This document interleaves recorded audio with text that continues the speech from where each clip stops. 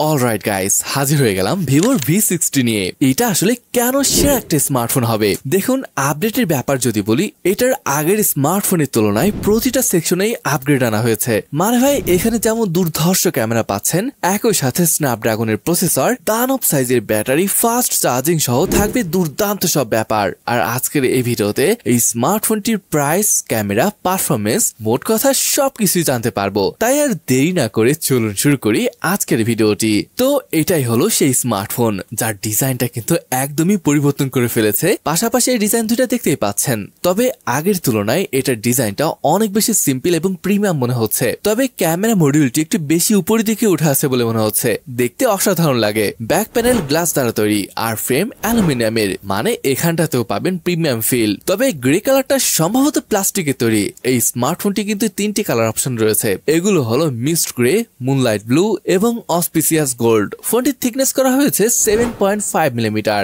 এবং ওয়েট 201 গ্রামের মতন। ফ্রন্টে ডায়মন্ড শিল্ড গ্লাসের প্রোটেকশন রয়েছে। পোর্টস আর বাটনে যদি বলি, নিচের দিকে রয়েছে speaker grill, mic, USB type C port, আবার মাইক এবং এখানে রয়েছে সিম কার্ড ট্রেটি। রাইট হ্যান্ড সাইডে রয়েছে power on button, then you have volume rocker. Top সাইডে রয়েছে স্পিকার গ্রিল, আর ব্লাস্টার এবং নয়েজ ক্যান্সেলিং মাইক। আর এখানে যে সিম কার্ড স্লট রয়েছে, এটা ডুয়েল ন্যানো সিম কার্ডের জন্য বানানো হয়েছে। এছাড়া প্রোটেকশনের কথা যদি বলি, এখানে IP68/IP69 এর রেটিং রয়েছে।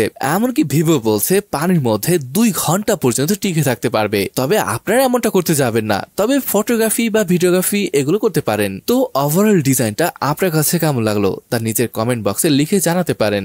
অলরাইট, এবার আসুন ডিসপ্লে নিয়ে কথা বলা যাক। লুক এট দ্য ডিসপ্লে, দেখে মনে হচ্ছে এটা যেন কোয়াড কার্ভ ডিসপ্লে। আর এখান থেকে কিন্তু average screen to body ratio ভালো পাওয়া যাবে। যাই হোক, এখানে আমরা পাচ্ছি 6.77 ইঞ্চের FHD+ quad curve AMOLED display, রয়েছে 120 হার্জ এর রিফ্রেশ রেট, আর এটার রেজলিউশন ভাই 1.5K। এছাড়া এখানে HD10+ এর সাপোর্ট রয়েছে।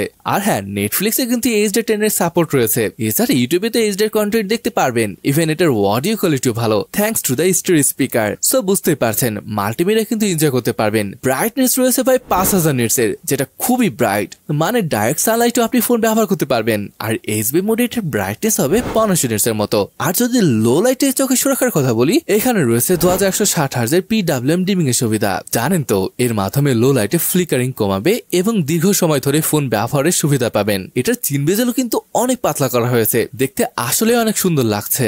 Let's talk about specification.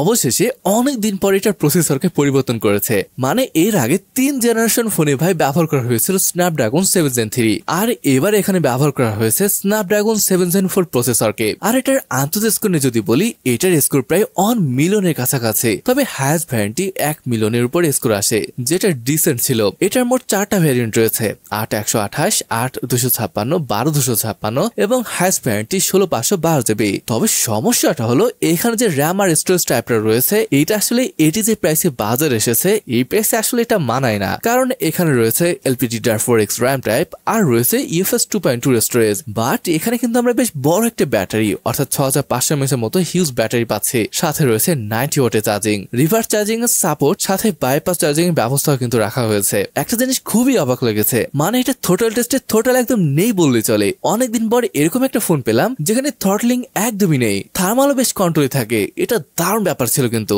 যেটা 40 ডিগ্রি সেলসিয়াস এর নিচে আর কি। মানে খুবই স্টেবল পারফরমেন্স পেয়ে যাবেন এখান থেকে। জেনশিন ইম্প্যাক্টের মতো গেম অ্যাভারেজ 59.4 FPS আসছিল, এটাও অবাক হওয়ার মতো স্কোর ছিল। তবে যদিও এটা একদম হাই পারফরমেন্স ওয়ালা ফোন নয়, তারপরও এখান থেকে অসম পারফরমেন্স পেয়ে যাবেন। চলুন এবারে এটার ওএস নিয়ে কথা বলি। এখানে রয়েছে FunTouchOS 15, which is based on Android 15। ভালো ব্যাপার হলো, এখানে 4 বছরের মেজর অ্যান্ড্রয়েড আপডেট রয়েছে এবং 6 বছরের security update. Pre install app এখানে অনেক রয়েছে, চাইলে আনইনস্টল বা ডিসেবল করতে পারবেন। এখানে অন্যান্য ফোনের মতো এআই ফিচার রয়েছে, এই যেমন এআই স্মার্ট কল অ্যাসিস্ট্যান্ট। আর আপনি হয়তো ইংলিশে ভিডিও দেখেন, তার জন্য ক্যাপশন দরকার, সেটা এআই ক্যাপশনের মাধ্যমে করতে পারবেন। এছাড়া ডায়ালার যেহেতু ভিভোর নিজেদের, তাই এটা দিয়ে কল রেকর্ড করার মতন সুবিধা এখানে পেয়ে যাবেন। অলরাইট গাইস, এবার যদি এটার কানেক্টিভিটি নিয়ে বলি, এখানে আসলে 5G, dual 4G VoLTE, Wi-Fi 6, Bluetooth 5.4 এর সাপোর্ট রয়েছে। এছাড়া NFC বা আয়ার ব্লাস্টারের মতন মজার জিনিসগুলো এখানে পেয়ে যাবেন।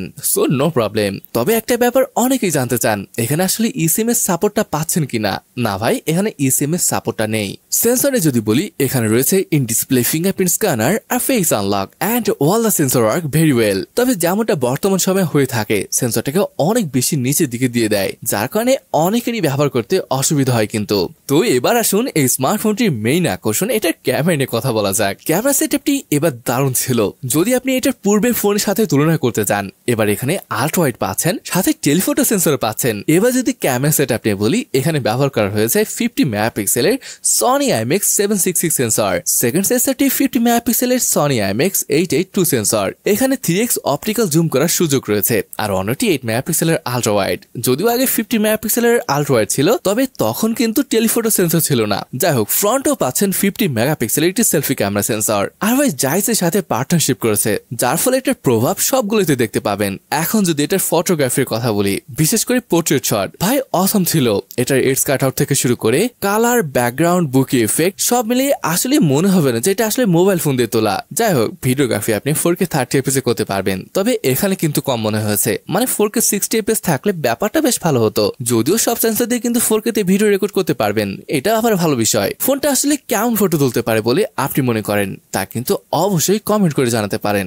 এবার যদি অ্যাপ ফিচার্স নিয়ে বলি, এটা আসলে খুবই গুরুত্বপূর্ণ। এখানে রয়েছে night mode, portrait mode, photo mode, video mode, micro movie mode, এছাড়া high resolution, panorama, ultra HD document, slow motion, time lapse, super moon mode, astro মোডও এখানে রয়েছে। এছাড়াও এখানে প্রো মোড আছে, স্ন্যাপশট, ফুড মোড, মানে অনেকে আছেন না যারা ফুড ব্লগার, তাদের জন্য এটা অনেক কাজের। এছাড়া IP68/IP69 এর রেটিং থাকায় আন্ডার ওয়াটার ফটোগ্রাফি কিন্তু করতে পারছেন। আর হ্যাঁ, ডুয়েল ভিউ মোডও রয়েছে। মোট কথা হবে, ক্যামেরা ফিচারের এখানে অভাবই নেই, সব এখানে পেয়ে যাবেন। আর এখানে যে টেলিফোটো সেন্সর রয়েছে, এটাতে 10x পর্যন্ত মোটামুটি ভালোভাবে জুম করতে পারবেন, তবে টোটাল 100x পর্যন্ত জুম করার সুবিধা রয়েছে। এছাড়া আপনি কিন্তু মাল্টিফোকাসে পোর্ট্রেট শট নিতে পারছেন, অর্থাৎ 24mm থেকে 100mm পর্যন্ত। এছাড়া এখানে আরেকটা ফিচার খুব ভালো লাগলো, সেটা হলো AI 4 সিজন পোর্ট্রেট মোড, অর্থাৎ আপনার ফটো কোন সিজনে কেমন দেখাবে তাও করতে পারবেন AI এর মাধ্যমে। এছাড়া AI রিফ্লেকশন ইরেজার রয়েছে, AI ম্যাজিক মুভ, যেটা আমার মনে হয় বেশ কাজের। আর রয়েছে ইমেজ এক্সপেন্ডার, যেটা ছোট ছবিকে AI এর মাধ্যমে বাড়াতে পারবেন। এছাড়া লো লাইটের জন্য রয়েছে অরা লাইট। মানে মোট কথায় এটার ক্যামেরা পারফরমেন্স বলেন আর এটা ফিচার সব দিক দিয়ে একেবারে পারফেক্ট একটা ফোন হবে এটি। এই ফোনটির প্রাইস ইন্ডিয়ান রুপিতে 37,000 রুপি, যা কনভার্ট করলে যদিও 50,000-এর আশেপাশে থাকে, তবে আমার মনে হয় দেশে আসলে এটার প্রায় 60,000-এর কাছাকাছি পড়ে যাবে। অবশ্যই এর থেকে কিছুটা বেশি বা কম হতেও পারে। আসলে দেশের মাটিতে না আসলে একদম পারফেক্ট দাম কত হবে সেটা বলা একটু কঠিন কাজ। ওকে গাইস, এই হলো আজকের ভিভো V60। মানে আপনি যদি ভিভো V50 এর সাথে কম্পেয়ার করতে চান, সব দিক দিয়ে কিন্তু আপগ্রেড আনা হয়েছে। যেমনটা আমি শুরুতেই বলেছিলাম, এটা আসলে যারা প্রিমিয়াম লুক আর অসাধারণ ক্যামেরা পারফরমেন্স চান, এই ফোনটি আসলে তারাই পছন্দের তালিকায় রাখতে পারেন। এছাড়া এটা ডিজাইন, বড় 6500 mAh এর মতো ব্যাটারি, ফাস্ট চার্জিং, এগুলো তো আছেই। যদিও র্যাম আর স্টোরেজ টাইপ আর ভিডিওগ্রাফি 4K 30 fps এর এই ব্যাপারগুলো ভালো লাগেনি, তবে ওভারঅল ফোনটি আপনার কাছে কেমন লাগলো সেটা কমেন্ট করে অবশ্যই জানাবেন। একই সাথে আমাদের এই ছোট্ট চ্যানেলটিকে সাবস্ক্রাইব, লাইক, কমেন্ট এবং শেয়ার করতে পারেন। তো আজকের ভিডিওটি আমি এখানে শেষ করছি, দেখা হবে পরের ভিডিওতে। ততক্ষণ পর্যন্ত ভালো থাকুন, সুস্থ থাকুন, আল্লাহ হাফেজ।